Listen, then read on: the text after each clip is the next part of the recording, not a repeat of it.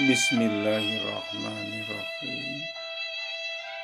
Sungguh kita bangsa Indonesia, khususnya umat Islam, kehilangan sosok Syekh Ali Jaber yang meninggal hari Kamis 15 Januari 2021, yang sebelumnya beliau pilar saat ada seorang pelaku yang hendak membunuh dengan menusuk beliau saat sedang memberikan tausiah di kota Lampung.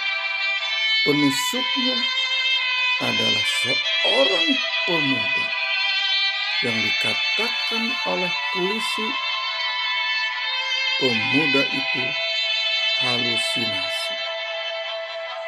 Maka kita pun tak bisa berbuat apa-apa selain mendoakan kepada beliau agar penusukannya segera diproses hukum, dan jutaan kaum muslimin mendoakan beliau sehingga takdir Allah menentukan beliau sehat walafiat dan kembali berdakwah untuk menyampaikan risalah Rasulullah Shallallahu Alaihi Wasallam.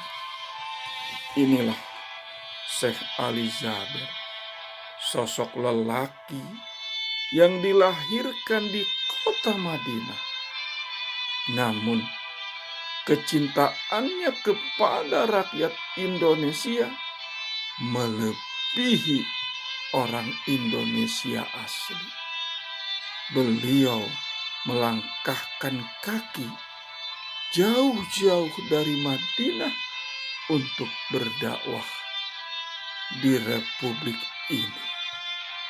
Namun ternyata kehadiran beliau ada yang membuat orang-orang kebakaran jenggot. Ada orang-orang yang dengki, tidak menerima atas dakwahnya Syekh Ali Jaber ini. Siapa lagi kalau bukan orang-orang kafir dan orang-orang munafik? Siapa lagi kalau bukan orang-orang kader-kader komunis yang sejak gerakan kudeta tahun 1065 yang dikenal dengan Gestapo 30 September masih menyimpan dendam kepada para ulama. Inilah sebuah kisah yang terjadi di negeri yang mayoritas umat Islam. Maka kehadiran Syekh Ali Jaber telah membuat orang-orang kafir, orang-orang munafik membencinya, sehingga mereka telah merencanakan pembunuhan kepada beliau. Salah satunya adalah peristiwa penusukan di Lampung. Inilah fakta yang terjadi. Sosok ulama yang dicintai oleh umat Islam Indonesia ternyata dijadikan target oleh orang-orang kafir, oleh orang-orang munafik. Syekh Ali Jaber akhirnya atas kehendak Allah harus meninggalkan kita untuk selama-lamanya, karena beliau telah mendahului kita.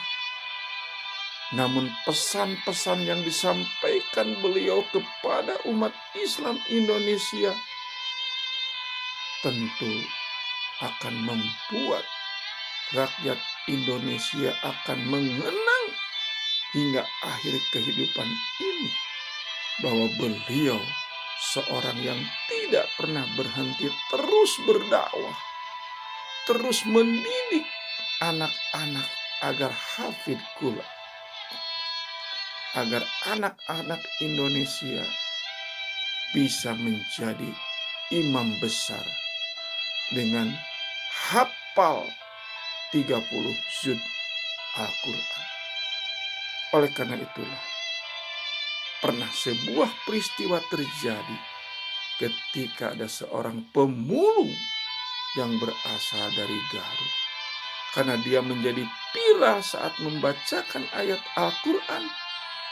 Dan Syekh Ali Jaber sangat simpati kepada anak itu. Yang akhirnya anak itu pun diangkat oleh Syekh Ali Jaber untuk dididik dan diumrohkan serta berjanji untuk menjadi imam besar di Indonesia. Masya Allah. Sungguh luar biasa dakwah yang dilakukan Syekh Ali Jaber. Beliau tak pernah takut sedikit pun ketika ada orang-orang yang membenci. Bahkan tidak sedikit pula ada pihak-pihak yang sengaja untuk membungkam dakwahnya di negeri ini. Namun beliau pun seakan membara di dadanya untuk berdakwah di Indonesia. Maka ketika beliau menyampaikan tausiah, ribuan bahkan jutaan kaum muslimin ingin mendengarkan.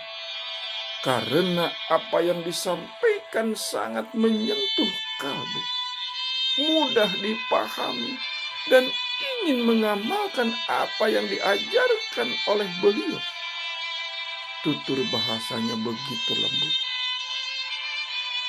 Wajahnya senantiasa berseri. Dan ketika kita melihat beliau bagaikan cahaya matahari yang tidak pernah berhenti terus menyinari rakyat kaum muslimin Indonesia. Beliau pun seakan tak ingin lagi kembali ke kota Madinah. Bahkan dalam sebuah pidato, beliau rela harus meninggal di bumi pertiwi Indonesia demi kecintaannya kepada rakyat Indonesia. Itulah Syekh Ali Jaber. Allah telah memanggil beliau. Allah telah menghendaki agar beliau kembali pulang ke asal, kembali pulang ke hadapan Ilahi Rabbi. Itulah Allah Subhanahu wa Ta'ala sangat mencintai beliau di saat usianya masih muda. Dan kini kaum muslimin Indonesia akan senantiasa mengenang betapa sosok lelaki ini ditakdirkan oleh Allah hadir di belahan muka bumi Indonesia.